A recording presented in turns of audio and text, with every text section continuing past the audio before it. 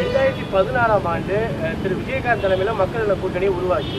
2026ஆம் ஆண்டு விஜயை மையப்படுத்தி ஒரு மக்கள் நல கூட்டணி உருவாக்குற மாதிரி தகவல் இருக்குது. அதில் தேமுதிக இடம்பெறதுக்கான வாய்ப்பு இருக்குதா? நீங்கள் நான் எவ்வளோ விளக்கமாக சொன்னாலும் மறுபடியும் நீங்கள் கூட்டணி கேள்வி மட்டும்தான் கேட்குறீங்க. அதனால தான் நான் உங்களுக்கு நான் பதில் சொல்லாமல் அவாய்ட் பண்ணேன். நாம் என்ன மாதிரி உங்களை அனுசரிக்கிறவங்க யாரும் அன்பாக நான் கூப்பிட்டு தான் உங்களை பேசுகிறேன். பட் நீங்கள் ஒரே ஒரு கொஷின் தான் என்ன கேட்குறீங்க, ஒன்லி கூட்டணி கூட்டணி கூட்டணி.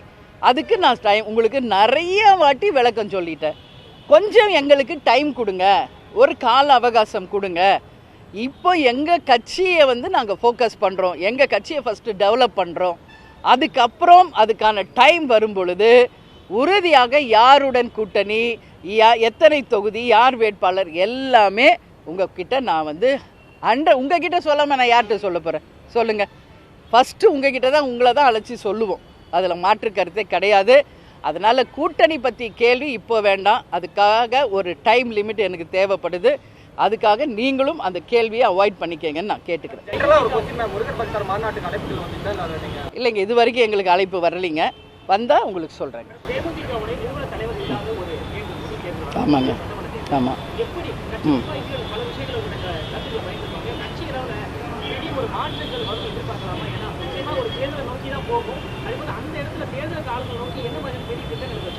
இல்லை, கேப்டன் இல்லாமல் எங்கள் அத்தனை பேருக்கும் ஒவ்வொரு நாளுமே எங்கள் அத்தனை பேருக்குமே அது மிக மிக ஒரு கடினமான காலமாக தான் நாங்கள் பார்க்குறோங்க. தேர்தலுக்காக மட்டுமே கிடையாதுங்க. இது நாங்கள் எல்லாரும் வாழ்ந்த காலம். கேப்டன் அப்படின்றவருடைய ஞாபகம், எண்ணம், அவருடைய எல்லாமே எங்களோட ரத்தத்தில் ஊறி போன ஒரு விஷயம். அதனால் தலைவர் இல்லாமல் இந்த தேர்தலை சந்திப்பது உண்மையிலேயே எங்களுக்கு தலைவர் இல்லை என்ற மிகப்பெரிய வருத்தத்தை தந்தாலும் அவருடைய கனவு லட்சியத்தை வென்றெடுப்போம், வெற்றிக்கனிகளை அவர் காலடியில் சமர்ப்பிப்போம் என்று ஒரே குறிக்கோளோடு உறுதியோடு எங்கள் கழக பணிகளை நாங்கள் செய்து கொண்டிருக்கிறோம். நிச்சயமாக அதற்கான காலம் வரும்போது தெய்வத்தின் ஆசீர்வாதத்தோடும் தலைவரின் ஆசீர்வாதத்தோடும் நிச்சயமாக நாங்கள் வென்றெடுப்போம் என்ற நம்பிக்கை எங்களுக்கு இருக்கு. கூட்டணி தொடர்பாக பிற்காலத்தில் அறிவிக்கலாம் நீங்க சொல்றீங்க. இப்போதைய சூழல்ல தேமுதிக கூட்டணி இருக்கிறதா இல்லையா? அதையும் உங்ககிட்ட கிளியரா சொல்லிட்டேனே. எங்களுக்கு ஒரு டைம் வேணும், எந்த கட்சியில் நாங்கள் கூட்டணியில் இருக்கிறோம் இல்லை அப்படிங்கிறத நாங்கள் சொல்ல எங்களுக்கு கொஞ்சம் டைம் கொடுங்க. ஏன்னா ஒரு 6 months எங்கள் கட்சியை நாங்கள் ஃபோக்கஸ் பண்ண வேண்டியிருக்கு. January 9th எங்களோட மாநாடு இருக்குது. ஸோ அதுக்குள்ளே நாங்கள் இப்போ சொன்ன அமைப்பு மொத்தம் உங்ககிட்ட ஓப்பனாக தான் சொல்கிறோம். அங்கே என்ன பேசணுமோ இதெல்லாம் நாங்கள் 100% முடிச்சுட்டு மாநாடை சந்திக்கிறப்போ உங்களுக்கு கிளியர் பிக்சர் நான் கொடுக்குறேன்.